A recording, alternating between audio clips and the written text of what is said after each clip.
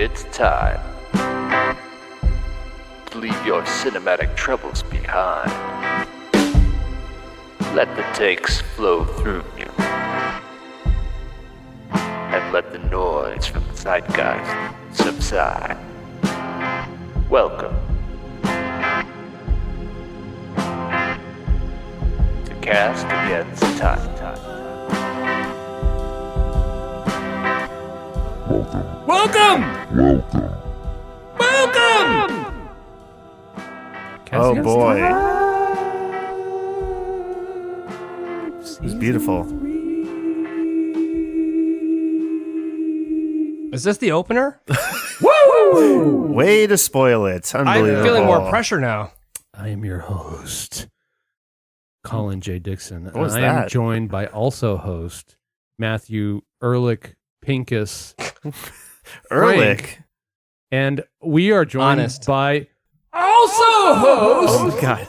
Jameson Desmond Sykes. Is Desmond your real middle name? Das stimmt. I prefer host understudy. We already did the song. I can't stop it. And when you said zeitgeist in the beginning, it crinkled a little bit. I feel like you were trying to Did. cover up your accent. Listen, it's a new season of Cast Against Type. That's right. We took some time off. We got our shit together. What did you learn? Well, I learned a very important lesson, which is that war Oh. is good. Fun. It's fun. It's good. And in that spirit, well, first of all, I'll get to where war took me in just a second. But I just want to acknowledge the fact that we're back. We are. What have you been doing with your time? Who knows, man? We talked about going to the desert. You didn't do that. No, you did. You I love did. the desert. I like the desert. You rode a race? There's meth out there. Yeah, going to the desert sounds like code for taking drugs. Yeah, I can get behind that. Now, Did for you those do the of drugs while you biked? I did not do the drugs. I should have actually. You know what? I You will should tell have you. done the drugs. I will tell you. Here's what matters. He wants me to ask. It I'm was not gonna boring ask. as boring as fuck, and this would have been the time to do drugs. This would have been the race to do drogas for. What podcast did you listen to during the race? I listened to another podcast that is film adjacent, but they're not. It's not a Wow. film podcast. So because- on his free supporting time, We're the only one. he's boosting other podcasts. well, first of all, there is no other film podcast.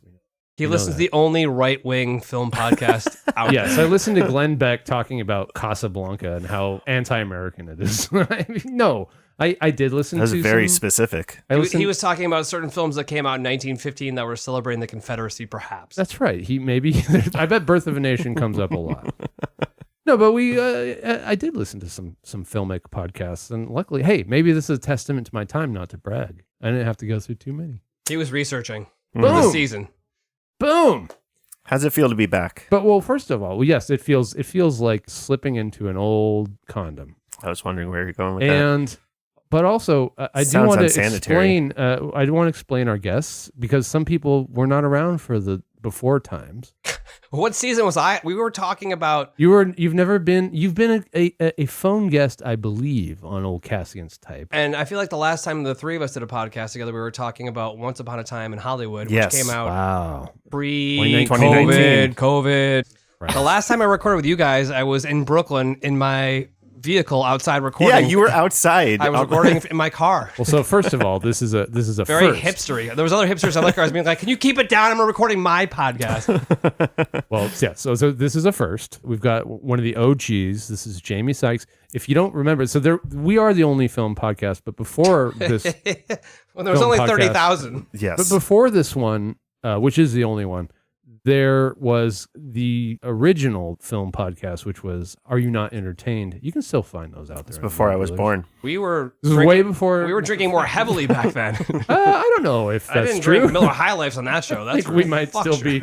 I think our problem might just be as exaggerated now as it was then. I want to die organically and not getting hit by a missile. That's my goal in life at this point. Ooh, you are living in the wrong timeline. So now that the cat's out of the bag, and we've reintroduced Mr. Sykes, who was the original co-host of the first ever film podcast in the United States, or Correct. even the world. Look it up on Wikipedia. in the world. Prove us wrong. Now we are on to the second that's ever existed, and now still the only one. And we're back for season 3. But you were asking me what I've been up to, and I've been getting into war. And because I've been getting into war, listen, if reality was a film, this would be the shittiest trilogy that's ever existed. Because because fine. the sequel barely beat out the latest Star Wars. The trash. sequel was in 2003, right? And then the original A New Hope of Oil Wars was in what? When was Kuwait, it? Oh, so 91? we're talking about the prequel Star Wars trilogy. We're living in that. George Lucas would have you believe Okay, that. prequel. So Okay, Attack I'll of the give you that. Clones, was like These last two trilogies are close. No.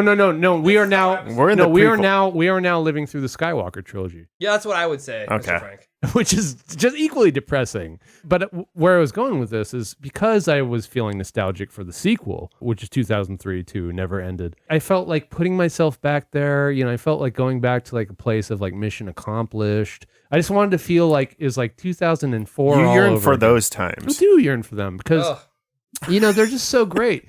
So I thought, what better to do than to fire up, and it's on. This could have been a part of our real segment, by the way. Mailbag from the attic. Help! I'm trying to get out of this country.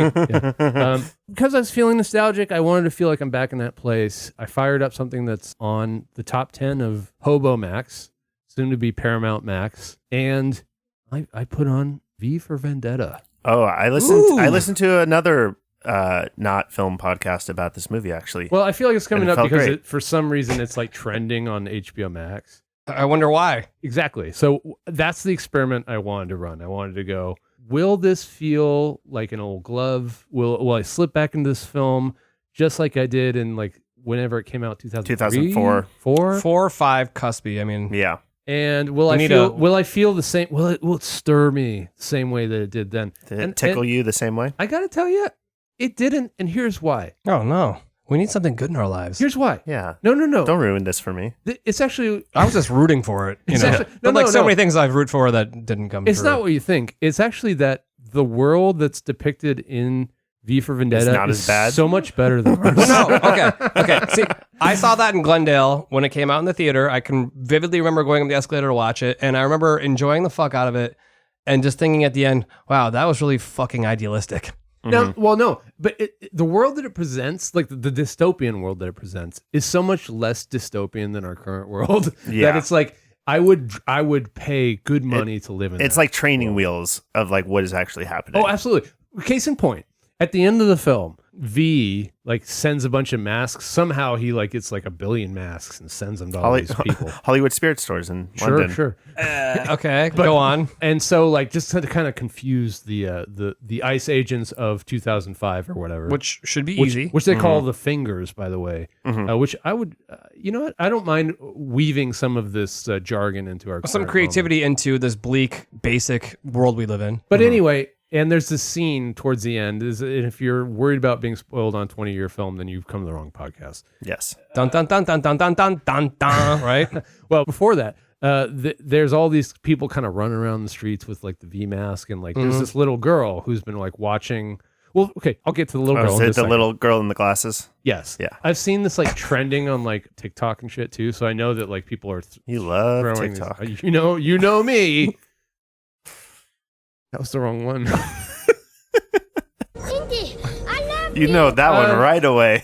So first of all, it wasn't enough that like the world was slightly less dystopic than our current one. Everybody that's like watching the news about the terrorist V is all super pissed off at the government. Everybody, whether they're in the pub or they're at a sports fucking thing Or a they're pub. at home or a pub. Okay, so it was like the guys in Major League rooting for the Indians. They just want the Indians to win. Okay. Exactly. And there's no dissent. Like there's no Proud Boys watching the TV. It's all, everybody agrees that they hate the government, but what are we going to do?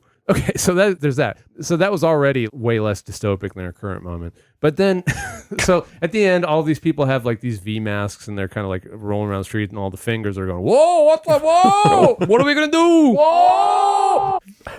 And there's this little girl and she's like running around. She's got like the V cape and one of the ICE agents sees her and goes, stop being a girl in public.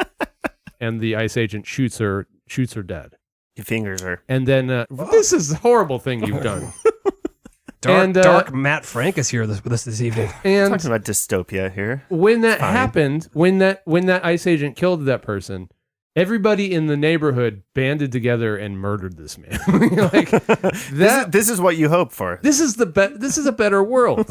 The V for Vendetta. That did not happen in Minneapolis, is what you're saying. It hasn't happened anywhere. This is a better world. This is a world that if we lived in it, as dystopian as it is, if there's a scene where we're crying and they're shaving our hair, and we're like, oh, butter, oh, it's great, butter's great. It'd be He knows. It would be less dystopic than our current moment. So I just want to So thank. it made you sadder. It made me yearn for better dystopic times. That's a pretty You were heavy disappointed. statement. You were disappointed in our real life V after for watching Vendetta. that. Now I will say there are other things that didn't hold up about V. Like there's a lot of like knife twirling and shit that doesn't work anymore. You're talking about the swords. No, they're little like Raphael. Yeah, the size. Size. Yeah. Is Rufio in the movie? It's been a minute. That is far too dystopic. That would be worse. that would be hard. Anyway, Is there a lot of Rufio so fanboys? That's just. I just wanted to. Well, hey, he's popular. and all, Did so- you drink more or less after you watched that? I drank throughout. Okay. I just recall it being very Spielbergian at the end, where they're just like, oh, well, then we just got rid of the bad guys and like 3 people died and we took care of the problem and yay. Yeah, what happens with John Hurt in that? Do they kill him or do they take him over? He gets well, or he just the, gets vilified, like they shame him and the Dick Cheney of that universe delivers him up to V, and V gets the satisfaction of. Actually, no, V doesn't kill him. Somebody else does. Look, it kind of holds up. It kind of holds up. Natalie Portman's performance is a little rough. her accent is not great. She you know what? I want to talk about Natalie Portman. Watch your Didn't we words. all I 20 years love ago? Natalie Portman. I do too, Do you? but I think that she might be an actress that needs a good director. So there's certain actresses that She was also like still 20 years old during that. But she was I think early she on. also flamed out in terms of, I feel like her best performances, like, like Winona were when she was a kid and when she got Closer. older. She's good. Black Swan. I'm not saying she's not good. Annihilation. What I'm saying is, I think she needs real firm direction. Case in point, you brought up the sequel to the Oil Wars, episodes 1 through 3. She's bad in those. Well, She's also who seven. Who was who good was in good that? in those? Aside That's from my Daniel L point. being like, Ewan I'm going to cut this McGregor guy's is like head the off. only Ian good. McGregor's good. Yeah, he's Liam's it. good. Oh, I would argue that. I'm not gonna drop. I mean, anybody's better I than think he Hayden was- Christensen in those. Yeah, right. And I think Liam was good in that because every time he was frustrated with George Lucas, so he was just channeling that energy.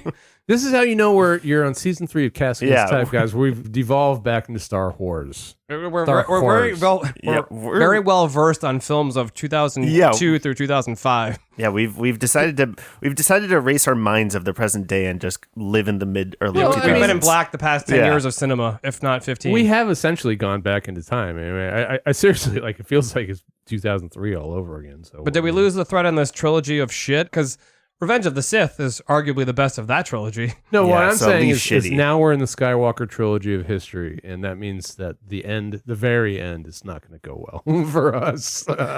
Yeah. But that doesn't matter. Tell me about your filmic insights before we launch into something more substantial. All of my filmic insights? Just give me what's on your brain, Pam. I saw Wuthering Heights, and I don't know why that movie exists. What are you doing? There's nothing else out, and I was just like, what am I was going to see Nirvana, the show, the band, the movie, the Broadway play, whatever it's called. Why didn't and you? I got a ticket last night, and then I got too lazy, so I'm going to try and see it Wednesday. Very good synopsis of the current state of the cinematic intake. Yeah. Right, you're and part then- of the problem. And then Well, I guess you bought the ticket. That's better than most people. Then I was like, oh, maybe I'll see The Bride, and then I quickly fell out of that one because I was I like, read why the would I reviews see and that? I was like, maybe not. Guys, are we going to see The Bride? I just kind of want to see it. I kind of do too, but Listen, but- I but already have wanna- A-list, so I'm not technically paying for a ticket, so it makes it feel better. Oh, you're an Because A-list. I don't want to like buy a ticket for No, it. I'm not going to let you get away with calling yourself an A-list member. Why? I have City Walk. It's the best IMAX theater in LA. You're a stubber. You're a stub. No, it's A-list.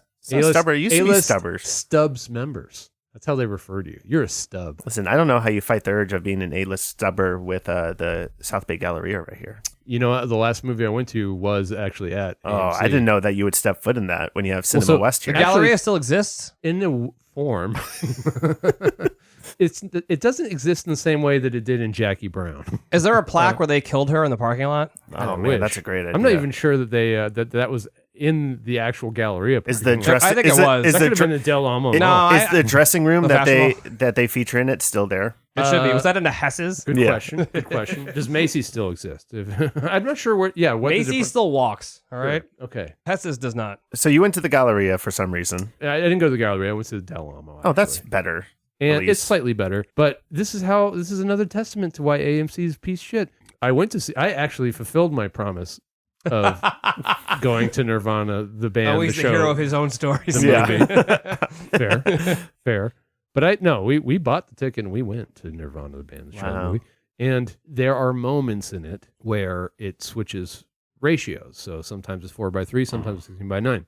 And we realized that they hadn't calibrated the projector in like 20 years. Of course. Because when it switched to 4:3, the sides of the film went concave. So it was like you were looking like at a V-shaped screen. Amazing. Does that make sense? So what the fuck? Like, this is what you're paying for. This is what your membership is buying. No, I don't go to South Bay Galleria or Del Amo. I go to City Walk, and I can count on their IMAX I know screen that at Shitty least. Walk is amongst the better. Yeah.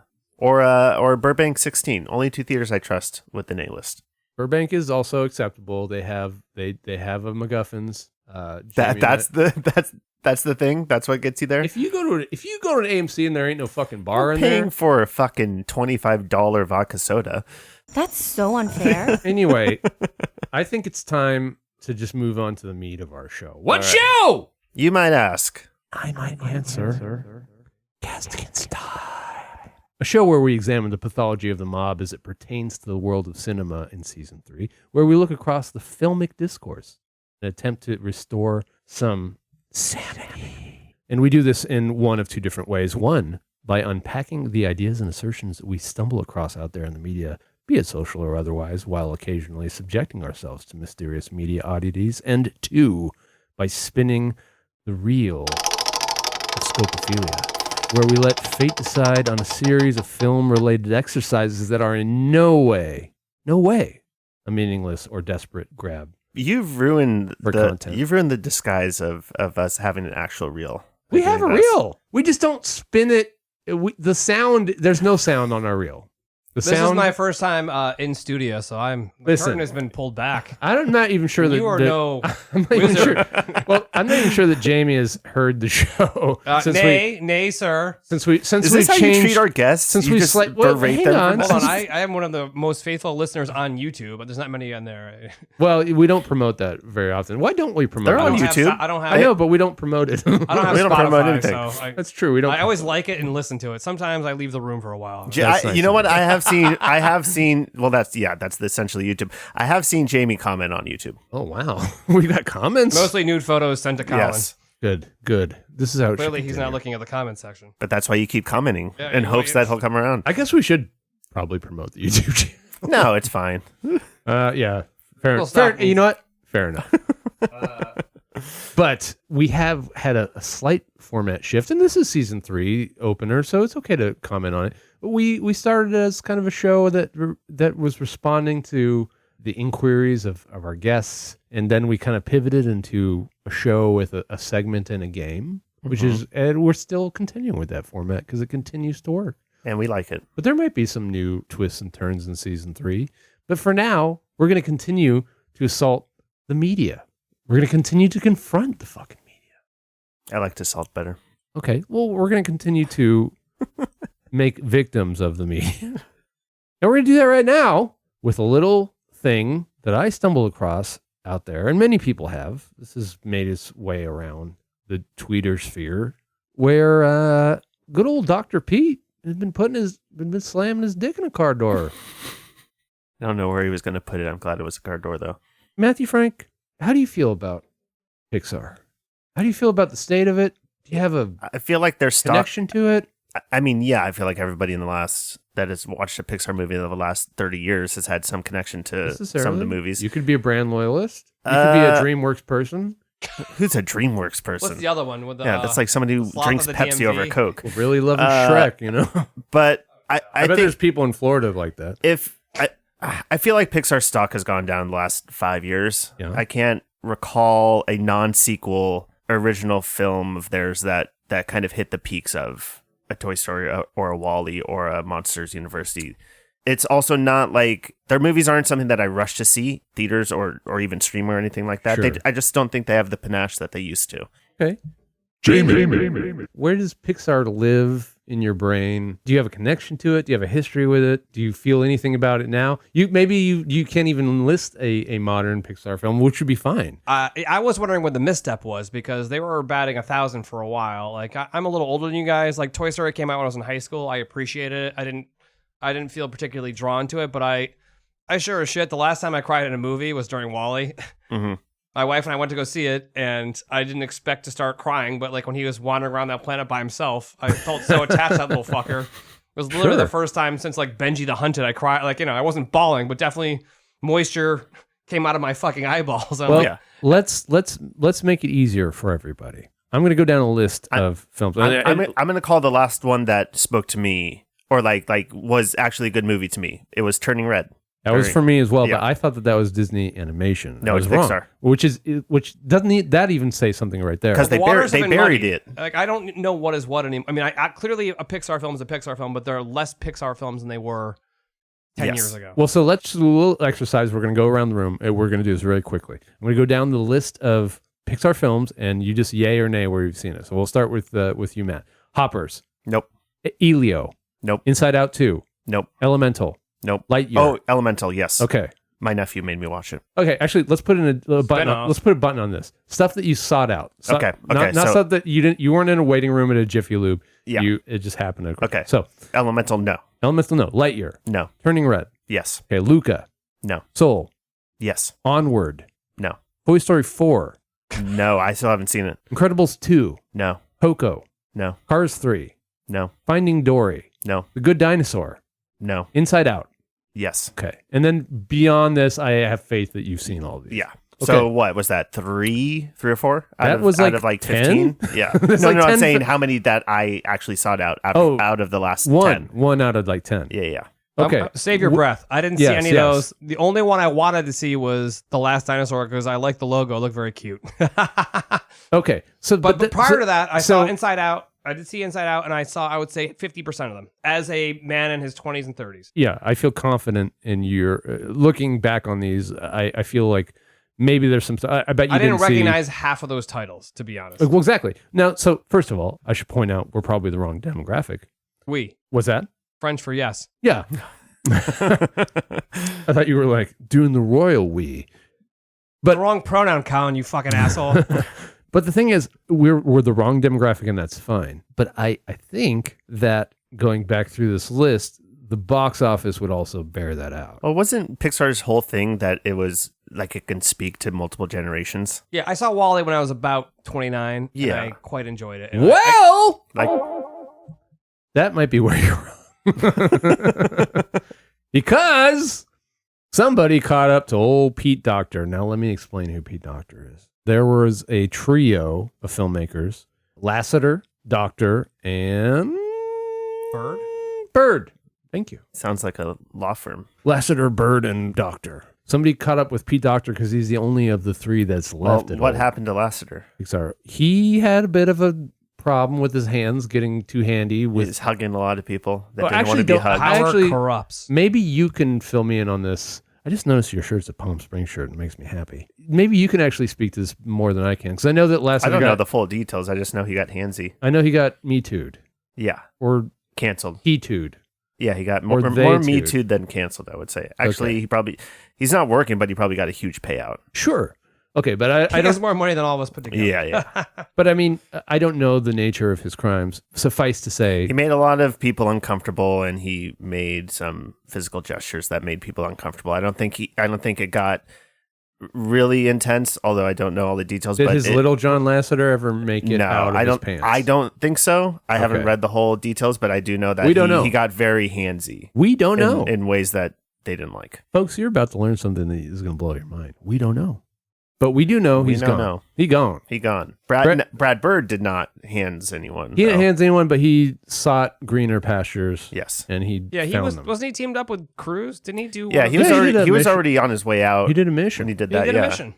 And a good one. Then he did Tomorrowland, and then has never worked again. Oh, I mean, okay, so better to be in director jail than in a handsy jail. Yeah. I guess, yeah.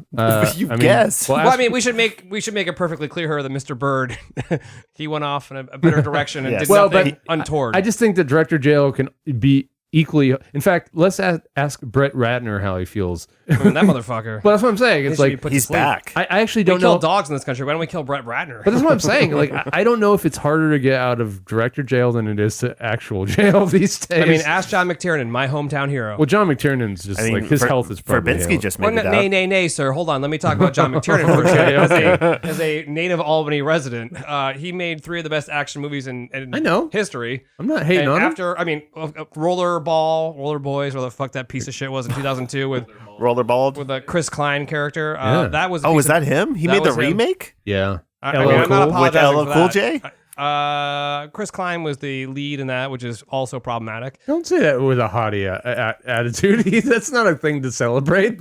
No, I was mocking Chris Klein, not Okay, Mr. good. Frank. Okay, good. No, I'm Yeah. saying let's not say that Chris Klein is a value add ever. I mean, that's the beginning of the problem. Is he dead? He's like my age. Fuck Okay, you. no, never mind. Well, James Vanderbeek's dead.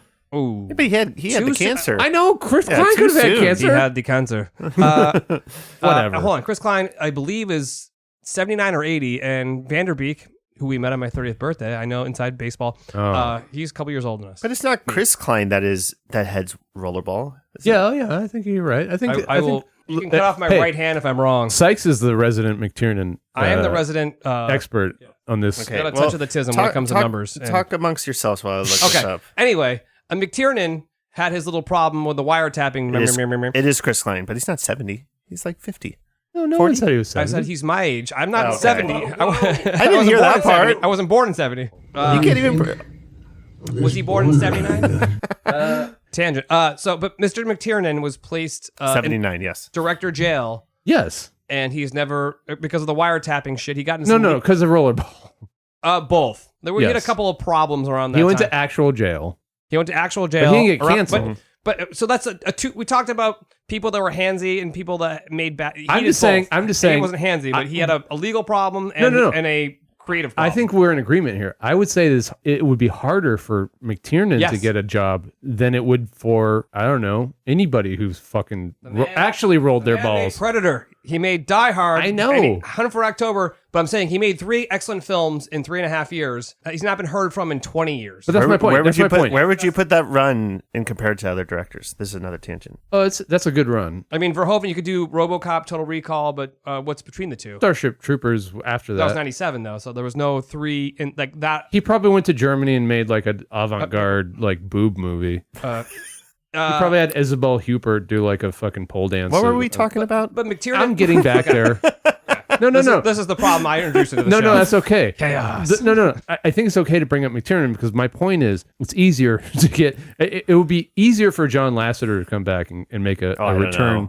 Oh, I think so. Age aside, Well, yeah, yes, I agree. McTiernan just went to jail. It's easy for him to He come was back. in physical jail for like 2 years. I'm just Yeah, saying that's fine. we now live in a reality where director jail is worse than actual jail. yeah, but a Hollywood creative is. crime is worse than a physical. I touched a boob crime. But like Hollywood is the last. I feel like frontier where being a handsy person Oh, I don't can't know. get. It will take a long time for you to come around Louis to that. C.K.'s sure. touring again. Okay, Yeah, but who's going to I see understand him? what he's Like, saying. it's- He's saying there's the creatives are the least forgiving compared to like people that are just concerned about money. There's people that watch fucking Gina Carano movies. Like it doesn't. Yes, there's going to be crowds There's there more that always empathy watch with it. artists than there is with people that just care about fucking money. Well, listen, I was gonna for our fighting against the media segment bring up the fact that Jonathan Majors is gonna do a fucking movie for Ben Shapiro's fucking company, And there are people that will watch that. So, but in the mainstream like media or like what people actually consider art and like good movies and television, he's not gonna be able to. No, come of back. course. Is he starring with Kevin Sorbo and Rob No, Schneider? Yeah. no. He's in the with Kirk Cameron No. universe. What's Yeah, his name fuck them. from Shazam?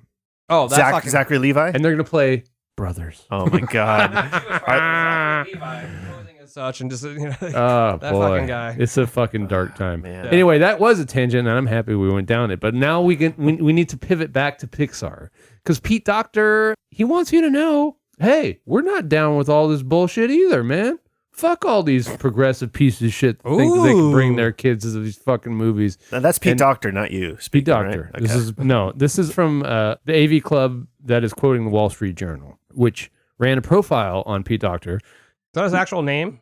Yeah. Never that's heard his of this name. character. He's the third. He's the lesser of the. He's Okay, the, I mean, I understand. I've never heard of him. He's I've the never seen Cliff. He's the Cliff Burton of the original Pixar. it. Okay. Some people might be mad at me for saying that. We are leaving out Andrew Stanton. That's true. There are many people behind the scenes that I'm sure that we're Are leaving we out. saying that Cliff Burton was the weak member of Metallica, though? Well, exactly. That's why I didn't continue I'll down fight that you road. in That's your why I didn't fucking continue podcast. down that Death or road. not. That's why I stopped where I stopped. You could have used a Beatles reference. You could have gone. I meant Jason. Pete Willis I and meant Def Jason Leppard. Newsted. I meant Jason Newsted, and I Thank said you. Cliff Burton. Yes. Okay.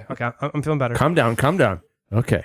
This is what he had to say because Pixar has been in trouble lately. Now Hopper has been largely successful for them. Kick the shit out of the bride. And it continues to. It's tough. For several weeks it has done this. But Docter's feeling reflective about all this, and this is what he had to say about it. We're making a movie, not hundreds of millions of dollars of therapy. The quote comes up in context specifically of Elio, which I haven't seen. The 2025 film that Docter ordered to be heavily and expensively retooled after test audiences were lukewarm on the idea of paying to see it, a process that ended up ditching LGBTQ themes, co-star America Ferrera, and most notably, director Adrian Molina, who unhappily departed the project, resulting in the film described by one former Pixar artist as a movie about nothing, which is probably true, which bombed anyway, and it feels noting. So it sounds like old Pete Docter is going on a little PR tour where he's trying to say, hey, we're not your mama's fucking Pixar. Sure. We're not worried about your feelings anymore. This is also the same company that swore against sequels, and now they're making a fifth Toy Story. That's all they do. Yeah. Well, I think it's also this guy thinks he's like catching the first whiff of a wind going the other way. And Yes. He's trying to capitalize. Like how many people in business, like think about all the tech bros that just, they were posing as liberals. They're just capitalists, but they were posing as liberals up in Northern California. And then once Trump got back into office, all of a sudden they're like, oh shit, no. And now they're all bent the knee. This guy was just thinking he was getting ahead of that trend. You've actually come to the Jerry Springer, what's the moment at the end of the show? Jerry's final I thoughts do not moment. know. Yeah, his little Andy Rooney moment where he talked to the camera and tried to rationalize everything. Jerry's journeys or whatever it is. Well, I mean, Because that's what I'd we be try drunk to. at a high school party staring at that stupidly, not knowing what's happening. It's the only reason I'd be watching it. That's what we always try to do for this segment. We always try to come to Jerry's journeys moment. Never literally talked about this. And, I'm about to say I listened to at least 4 episodes. And we I'm like, always how try to dare come you? to some conclusion. But you'd never invoked Jerry Springer, the mayor of Cincinnati, Yeah, before. what is going on? going Was to- he the mayor okay. of Cincinnati? I will fight you if you disagree. I'm going to edit in several instances of me doing so. Anyway, He got lazy, didn't do this. Heap shame, not praise. But believe me, it's out there. Ooh, He's never mentioned Jerry's power journey. of ever. final cut. instances. However, the reason I mention that is because that's probably the conclusion that I would come to at the end of the day, at the end of this. I will continue before we launch into that. The article describes a come to Jesus speech the Docter apparently gave to his staff sometime in the not too distant past, while also quoting him as saying stuff like, by the way, super corporate speak, I probably over-indexed on do whatever you want. And as time's gone on, I realize my job is to make sure that the films appeal to everybody. Sounds like a lot of like both sides-ness. As he pulls back the mask. So I am in complete agreement with you here. And by the way, we're not actually confronting the media so much as we are confronting Pete Docter or the actual whatever you would call this revelation. Do you guys think this is just like a offshoot of enshittification, like how everything has just bent the knee now and everybody's afraid, and this is just a guy going like, we got all the woke without all that woke? Yeah, this is a guy, like Jamie said, this is a guy that has had a lot of losses and finally has some steam and is trying to lean into that and say like, this is what we always wanted. And it's like, no, you just see a pathway to make some money, and this is the way to do it, is removing any creativity and honesty and some balls in storytelling and just appeasing a crowd that probably wasn't your biggest fan anyways, just to make some money. But why does Pete Docter have to do this? Why can't some fucking lackey for Disney come out and do this? You know what I mean?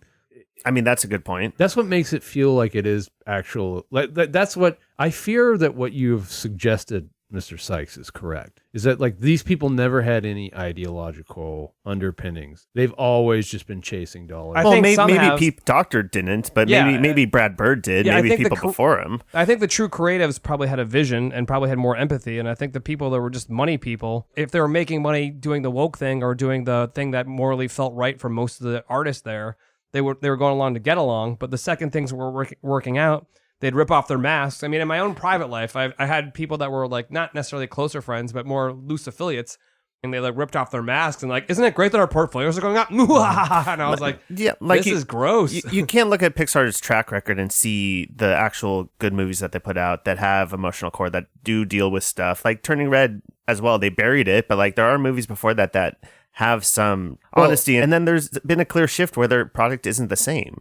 And Right. I don't think that that's just them being like, well, now we don't have to do the things we used to do. I think people there did believe in those things and probably left, and then it just became about money and appeasing everyone. And they also need a new thing. Like they've been a bona fide, like, working successful product for 30 years. What do we know has been successful outside of a 30-year time period? Well, that was going to be... They're trying to grasping for straws. Like, okay, well, we've already appeased the woke element. Maybe we can go, turn the page, or like when U2 changed their sound, it's like, okay, fuck, let's cater to fucking evil people. The irony in all of this is that them turning away to those elements of the creative people that were around there is going to be their demise, because there's no inventiveness with what they're doing now. It's sequels and boring shit that's trying to appeal to everyone, you cast away the people that actually made interesting shit. That's where right. The mega talent usually doesn't lean the way this man is proposing. That was going to be my final question, and I will make it my final question.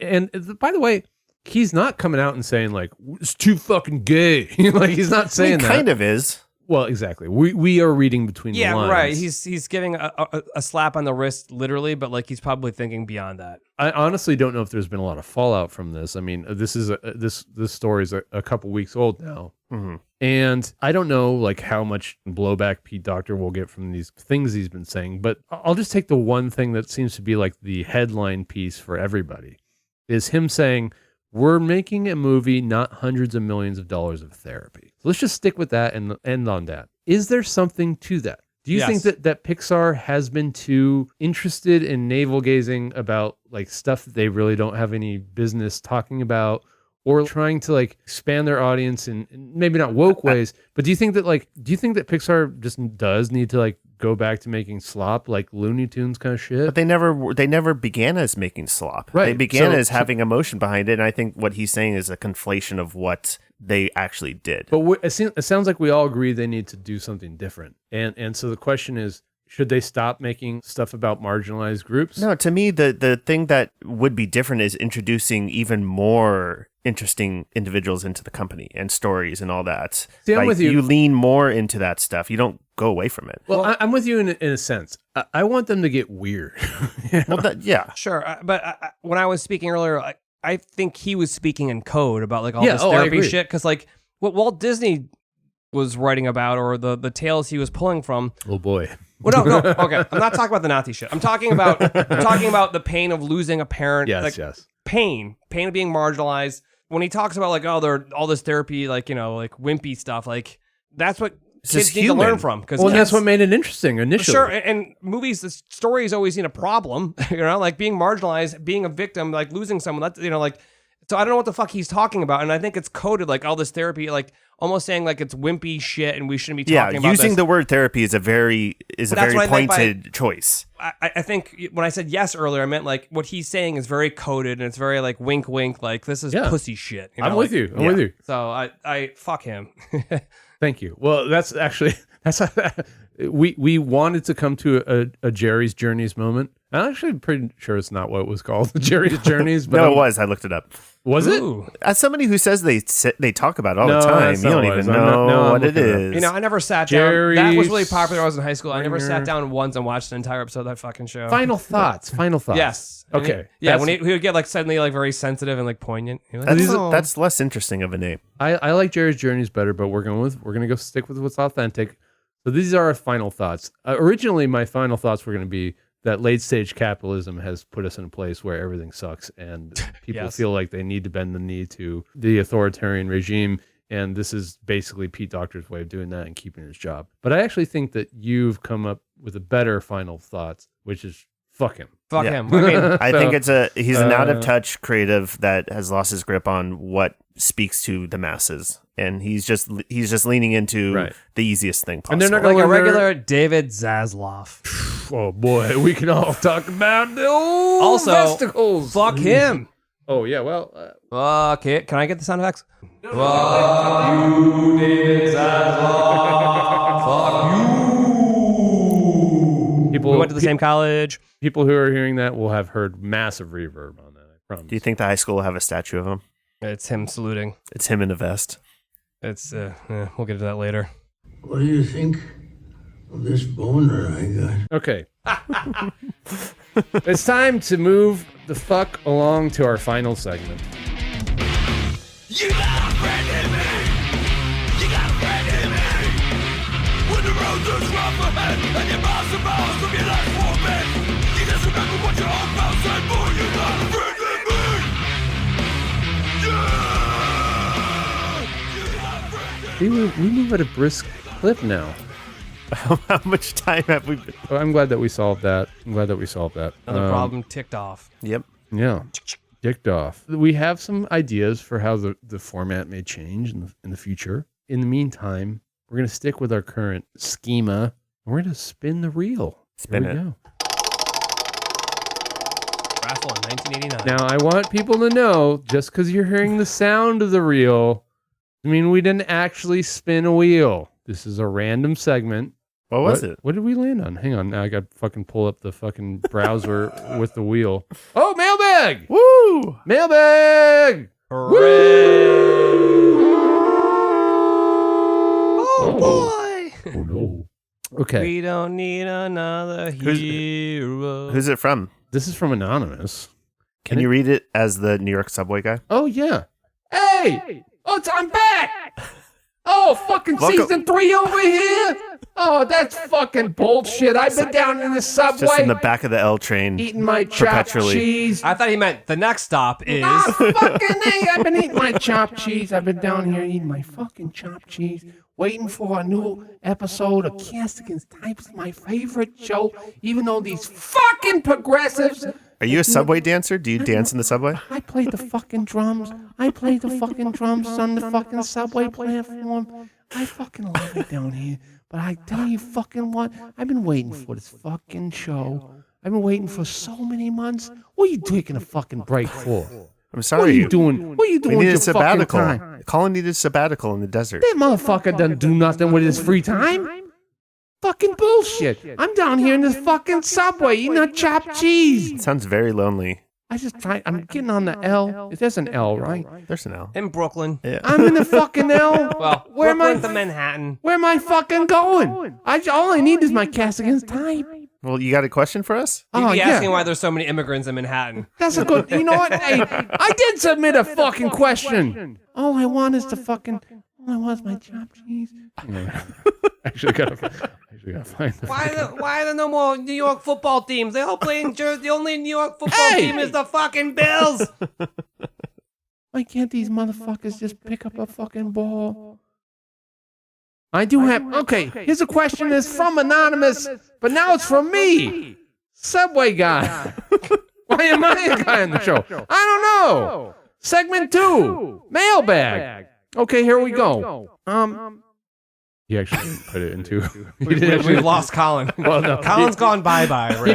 didn't put it into question format. That's fine. Subway guy can figure Subway it out. can brain, use your yeah. brain. Oh! Just think about Jeopardy. Put it into- Fucking hey! These fucking Oscars are coming up. All these people, all these liberals, they're gonna be up in this. They're gonna be in their dresses and their suits, up in this fucking theater with all these woke motherfuckers. And all I want to know is how you make this shit actually appeal to the common man. You know what I'm saying? The subway men? The fucking Subway men eating that chopped cheese. All I want to know, hey, we could save this fucking show. Is there a category that you could invent? Okay? Is there a fucking Oscar category that you could invent that would make the Oscars 100% better? If you could invent your own fucking category, My God. what would it Subway fucking man. be?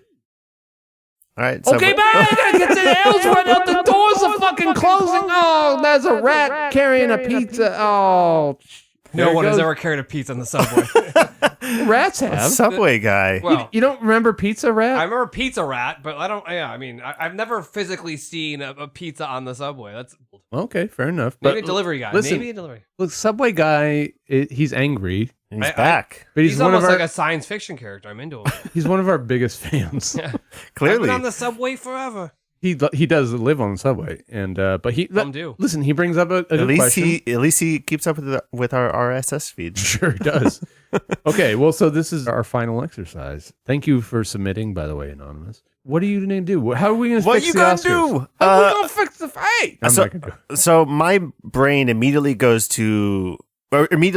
wants to stay away from like the MTV award type categories. Yeah. I think that that shit. But that's the easiest shit to do. Yo, But Best it's like Kiss? I want Come on, to, yeah. Mr. Frank. But like there Yeah. has to be something in between in my mind. Like my brain then goes to sports. A couple that jump out is like best comeback or like comeback player really or glad you comeback said actor or something like that. comeback. Where it's like somebody like a Tarantino type thing where it's like somebody was resuscitated in a role that was famous or big, and then they like came out of nowhere and had like a great role. Best comeback. Or the other one is like Sixth Man, which is like Ooh, yeah, very. which is like a sports-oriented. very small role NBA. in like not supporting, not main actor or actress, but like popped in for a scene and like stole the Buscemi movie. and everything. Yes. Or walking maybe in like Pulp Fiction. Yeah, and it's not even like they're integral to the plot per se. They just like made an impression. I like that one. That's a good one. Well, so you mentioned the Sixth Man award, and I have something along that similar vein, but I would call it like the unsung hero award. Okay.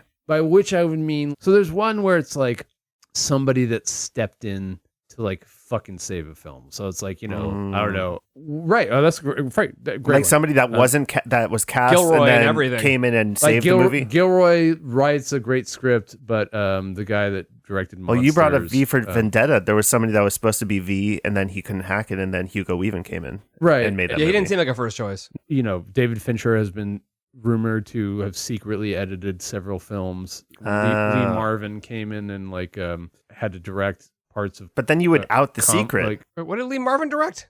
he directed parts of Dirty Convoy. Dozen? Oh, Peckinpah was like a little too sauced. Like when Peckinpah was like way too fucking alcoholic for his own Okay. good. Like was literally like laid up in his trailer. Or when and Bryan Singer bowed out of Bohemian Rhapsody and the guy stepped in. shit. Yeah, bro, yes. no way. If you want to, Yeah, That really happened? Yeah. He Bryan was still- Singer was he a still fucking functioning? He was a He didn't maniac. get McTiernan yet? He was a maniac on that film, and then they fired him, and somebody Chasing else around all finished the little it. boys. All the 20 And they don't want best editing. But so that's one way to go. Like somebody that like rescued a fucking, I like that. a flaming pile. But That's tough to do. But that doesn't happen every year per se. I think it does. It might. But you're I right. mean, also- unbeknownst to us, that's like Yeah. how do you do the forensic auditing? Yeah, how do you out that? Well, but that's the thing. The Oscars are supposed to be their own independent thing. What do they care if they Are fucking they? shine a spot? Well, I that's think they're just a fucking club that they are. That's club. a different issue. And anyone that's actually tied to the fucking industry knows what a joke they are. So like we're not spilling any tea. Now people like them, and that's fine, and they mean something to the industry. It's not that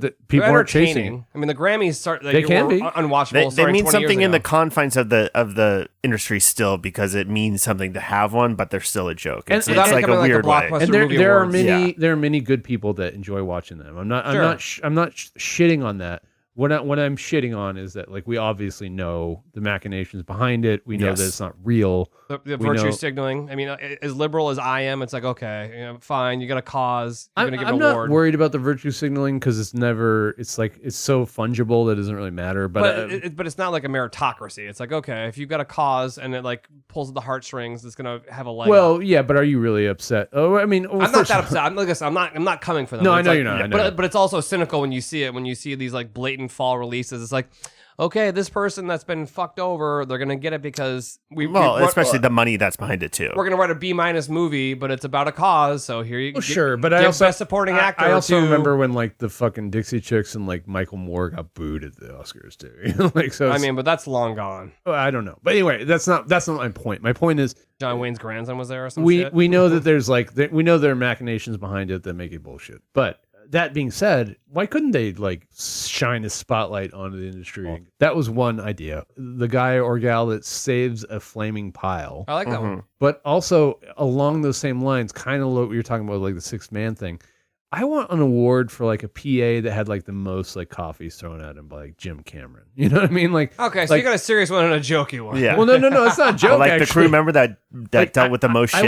I want the crew or like the production company to nominate the guy. They're like, this guy was in the fucking. I like the trenches. idea of the Academy having to interview crew members and like PAs and get their stories and then vote on it. Yeah, that's Or what like, I mean. or like if a guy pulled Paul Walker out of that flaming car and he's a PA, it's like, hey man, you deserve something for that. Right. Some lady has to get like fucking Ashton Kutcher's triple macchiato latte or whatever, like, and like get it at one store in fucking Beverly Hills while they're shooting in like Long Beach, you know, like, Or just like establishing like a suffering index. It's like, okay, yes, this AE slept overnight at the Miramax studios in the Yeah. 90s. I'm yes, not talking about now. yes, And he lived in the building for 37 days and grew a beard and got diabetes. But they fucking won the Academy Award and no one's ever going to know his fucking name. exactly. That's her what I name. want. Okay. Well, I want the crew to nominate like the person that suffered, The like, and most. really suffered. You Yeah, know, like, okay, a But suffering the index. thing is, everybody thinks they've suffered the most. right. But Okay, so but that's someone why the that- crew. Someone that's not crowing about it. Someone that's like humble. Because that's what it's all about. I love that there's campaigning behind this. There'll be campaigning, and people are going to Wait, try right, and right. say I'll- that theirs you is know, worse. They're some going fucking they're going on nepo podcasts. babies be like, I yeah. suffer the most. I'm Rob Lowe's nephew. Well, so Yeah. first of all, the crew nominates them, and then it's the crew's Well, responsibility. then we're getting into But now I hear then we're getting politics. into union Or stuff. in Yeah. politics. Well, how would it be any different than the current Oscars? so True. yes, Okay, it's, so it's this very works. possible. It's very possible that somebody that would have been an otherwise Walmart greeter gets a job as like a pass van driver, and like it's like, What about best crafty? oh well, I listen. Well, we're getting granular. I mean, No. Hey, I'm all for a best craft services. best of person. pizza. The problem with that is that there's a lot of ways you go with that. Is it their cuisine? Is it like what the variety? I've they never present? heard someone call crafty a cuisine or mention cuisine with crafty. Well, It's a food truck you outside of your studio. Well, you clearly haven't been on some fancy shoots because I can tell you right now, we've had crafties where we got steak and lobster for lunch. Ooh. Oh, yeah. Wow. He's come to fruition. You've had this as well. Biggest Loser season 4. Whatever. Anyway, I'm just saying, crafty can vary. But yeah, I Yeah, actually crafty can vary, but I've never had like a orgasmic experience eating. Food no, from a food truck. not really. Peeing and getting a donut at 6 a.m. is pretty orgasmic. Well, I will say this. I was working on a commercial not too long ago. Oh, this guy just dropping Yeah. drops. Ving Rhames was there. Listen, I'm just saying, there have been times when I've arrived at a set Mhm. and there will be a guy slinging like ready-made omelets and breakfast burritos with reckless abandon. Sure. And That's nice. that's nice. That's nice. I'm not Award gonna- worthy. But I also worked weddings in college at a local Best Western in downtown Binghamton, and we had family dinner after the fucking wedding was over. We were eating essentially with the. Of course. It was like, oh, this is so good because the shit's done, and I can get hammered now. It's true. Well, I like that. Actually, I like the best crafty. Do you have one, Mr. Sykes? I know that you must. I mean, yeah. So mine's basic though in terms of the category. You guys went kind of deeper and had your your There's metaphors. no There's such no- Why there's is no there no rules. best sci-fi horror? Why isn't there like a Saturn Award built into the Academy Awards? Yeah. Because we know they mostly sidestep that shit, and those are often some of the most creative, interesting, different, weird films. I mean, I guess there should almost be like a creativity category, but like people Well, who the never. problem. The Oh, problem would you is, add comedy into that too? Like Right. that's the thing. you would have Sure, to comedy's introduce genre. You can't have like a subgenre like sidestepped. Like you guys never acknowledge these for the brilliance behind these movies that are often the best ones that come out every year. Mhm. So I mean, that's my serious answer. I don't disagree with you there. No, I would agree, too. But here's what they would say. I don't necessarily agree with it. This is what they would say. They would say, well, how far do you drill down? So let's say that we do a science fiction one. Then we do a horror one. Then we do a comedy one. How many different genres do we do? Then if we do drama, do we Rom-com. do dramedy? Do we do comedy? Well, but do we do classically, This is what they would say. Does not this is mean- what they would say, but I didn't vet your 6-man shit. I'm just saying, like, No. They classically have sidestepped. Yes, I guess I didn't include comedy, but science fiction and horror. I mean, it's not what Rosemary's Baby, did that win or no?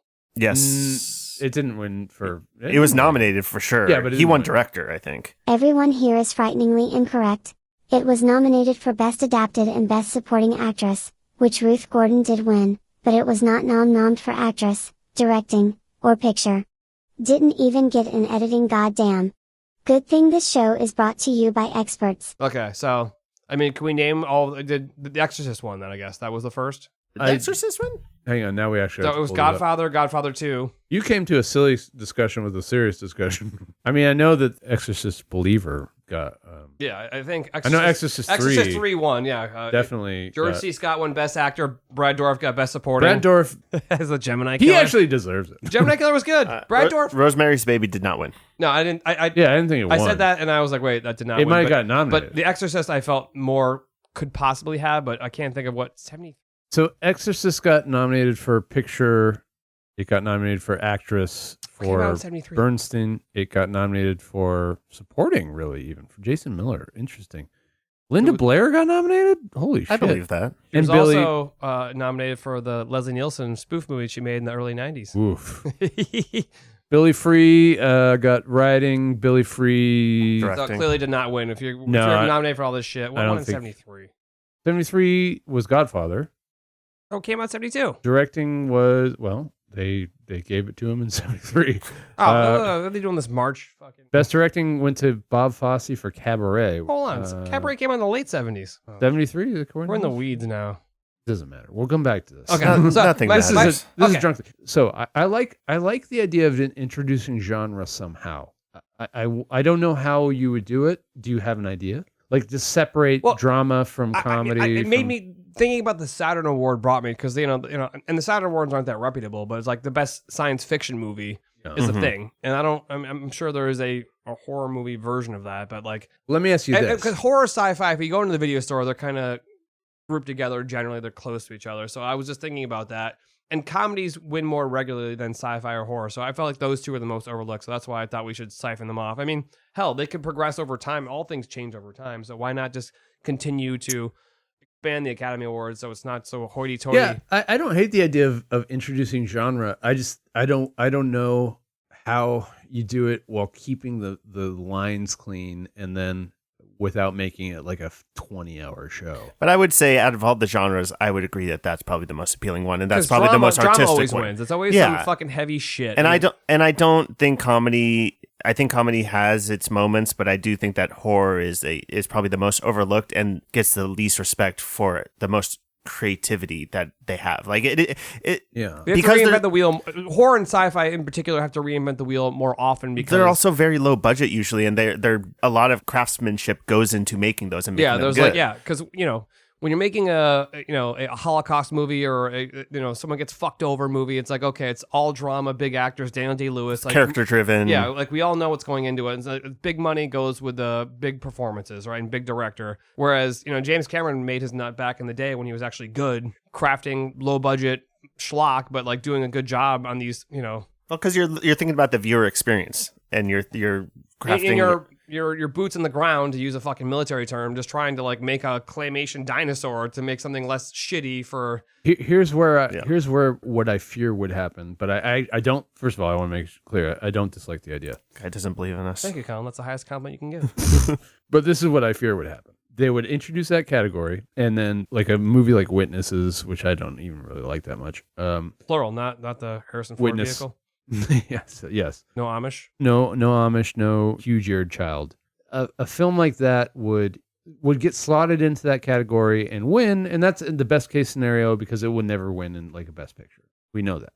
But what I fear is that like all these other categories, not unlike the Golden Globes, would bowl over a category like that. So for instance, like let's say that like Caught Stealing, like the Darren Aronofsky movie. Mm-hmm. Let's say there was like a push. He's his own fucking thing. Oh, I agree. Let's say that they were really making a push for that to win Best Picture, but it just is becoming clear that they're not going to win it. Well, maybe we can slide it over to the horror category. Now, it's not a horror movie, but it is suspenseful. Well, you just have a cutoff then. Suspenseful. Well, but what's the... Exactly. Or you could register it. You'd be like, okay, if that actually matters that much, well, I like that. Register your film as what you perceive it to be. Yeah, with your submission into the awards, you have to label it as one. You can't do both. Because how many great movies of our childhoods were dismissed because they were science fiction? I mean, like All Spielberg's or like early Spielberg or just stuff. like, you know, what was the best movie of 1977? You know, what was the best movie of 1986? I Well, would but- say Star Wars and Aliens, you know, or Alien even. And it's Right. like, what a Kramer versus Kramer or no, it was 79. It was like, again, we're getting the weeds on that But shit. then therein also lies the rub because let's say that, I don't know, a science fiction picture really is the fucking best thing of that year. Remember when Star Wars came pretty close to winning? It didn't. Did they? It didn't. But I mean, Wizard of Oz didn't even win, you know, it was Gone with the Wind, you know, like famously. right. But what I'm saying is like, what happens if a sci-fi actually wins Best Picture and Best Sci-Fi? You know, like. Who cares? And in a way, you could kind of break that out into like what's going on with like the international shit, right? Like so, for instance, Foreign Parasite won foreign and Best like, Picture. I think The Secret Agent was one of my favorite movies of 2025. It's nominated for Best Picture. If it won't win Best Picture. Mhm. But if it could, would people like look twice at it for winning international? Would that fuck that category? So it's just like all these things go back to like why the Oscars are inherently broken and stupid. Politics. It's like all the Yeah. jockeying and like and categorization and then putting things in their specific boxes and like, you know, what they get from that. I have one more that might appeal to you guys. For editing, an award for the editor who locked with the least versions. Ooh. Well, I don't blame the fucking editor for that No, shit. no, but it's still an accomplishment. Yeah, that is saying because it's like, okay, I did more than the producer. I took all your footage. I fucking did it. Fuck off. I'm the one that made this happen. Yeah, I've actually thought about editing as a sport sometimes. I'm like, how many keystrokes did it take to get you to where you needed to be? But you'd have proof, like whatever it's kicked out as, you'd have the version number, and you'd be able to submit that. Sure, That's on the fair. metadata, it's like, okay, like That would be the weirdest campaign of all time because let's say that you submit your rough cut and it's fucking brilliant, and then you go through like 30 different versions, and then at the end of the day, what they end up using is pretty fucking close to your rough cut. That's I mean, I that mean, yeah, happens there's all too. these Yeah, like there's all these like digital sports now, right? Or these guys are like playing video games, or they're like flying the little remote controls. It's like, okay, you want to make editing a sport, which by the way would be the most boring sport Which of would all be time. the worst sport. But people are into such boring shit these days. It's The like, worse this than guy- cricket. Yeah, right. well, I think we did it. I also had one last one. My Ooh, Please. of the movie that most upset Meryl Streep. If we're gonna throw a little bit of a chum into the water, just so Mel Gibson can watch until the end of the show, what movie most offended you? Because as liberal as I am, she always has to get up there and give her grand, like she's saying all the obvious shit that we're all feeling, but like Meryl's saying, everyone's like, Sure. you know, it's like, Well, okay. actually, this taps into now. This is a bit. This is not quite what you're discussing, but we kind of dialed into this in a previous episode. oh, the losing reaction. I think the following year there should be, and it's not. This is not a nomination thing. So like nobody nominates this. It's the Academy just decides who was most pissed off that they lost last It'd year. be Bradley Cooper every year. Bradley Cooper would win a lot. Yeah. I feel. he gives like a mean mug face. I never even Oh, noticed that. he's pissed every time he loses. I feel like who gets He puts pissed? on his prosthetic nose. Yeah. I think Demi Moore is pretty pissed about old. Oh yeah, Substance. absolutely. I think she's pretty fucking pissed. She should be thankful she even has a career. Was Chalamet pissed? Because I feel like he expected he was He winning. seems like a guy that would get pissed. I feel like He he's needs gonna to get go away. he's He gonna needs to get go and- pissed if he doesn't win this year. He needs to get McTiernan. Wow. Well, then let's get him wiretapping. I don't know. There's got to be some olds that are pissed. I feel like mean, was Ernest Tommy Lee- Borgnine in 1997. Well, Tommy Lee Jones won. He was like, I was in below. Oh, he was in that submarine movie, but McHale's Navy. I think he had no. best cameo 1996. Clint Eastwood, maybe. I bet Clint doesn't care anymore. In the 80s, when he was making some pretty toothy, shitty films, I bet he was like, "Why not me?" Do you think Gene Hackman ever cared? I Well, bet he won.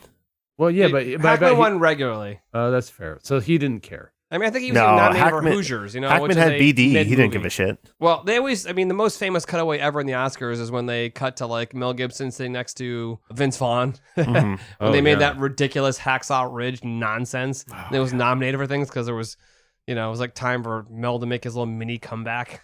I feel like Fincher's probably had a bad reaction. We'll end on this. We're twirling away. Final Colin. thoughts. Forgive us. We'll end on this, but this is the listicle, the AI listicle of people that have taken it badly. So Samuel Jackson, 95, apparently was pissed that Martin Landau won for Ed Wood. Apparently Talia Shire, but that feels like punching down. She only has one affectation. Bill Murray. Rocky. Bill Murray apparently was pissed when Sean Penn won Mystic River. over him Is in that my 2004. daughter? And honestly, My bacon got in there. daughter in there. My daughter in here. which honestly, We need to put that He's to the most overrated actor. We of all need to put time. that on the but soundboard. he's the best supporting actor of last year. Yeah, he's gonna win It's hard to again. say. I fucking hate him. We'll talk about this in another episode. I didn't enjoy his fake boner. Okay. No, Best- that was, how about- that was his real boner. Well, there's a new Yeah, category. what if it's real? Who had the best fake boner? John in Voight. John 2020? Voight would win all of it. What do you think of this What about? boner Wasn't there a of fake boner in Dust Till Dawn? No, that A was vampiric boner. No, you're thinking of Tom Savini's little weapon. crotch weapon. Yeah. Okay. Sorry, Thank that's you. Not, Hey, that's not No, no, no. conjured. I want to thank you for pulling Tom Savini out of the abyss. My work here is done. Minnie Driver was apparently pissed when she lost in '98 to Kim Basinger for what? LA Confidential. Yeah. Wow. Well, I mean, they get what was she up for? Spending. Good Will Hunting. It's not Good your Will fault. Hunting. It's not your fault. Yeah.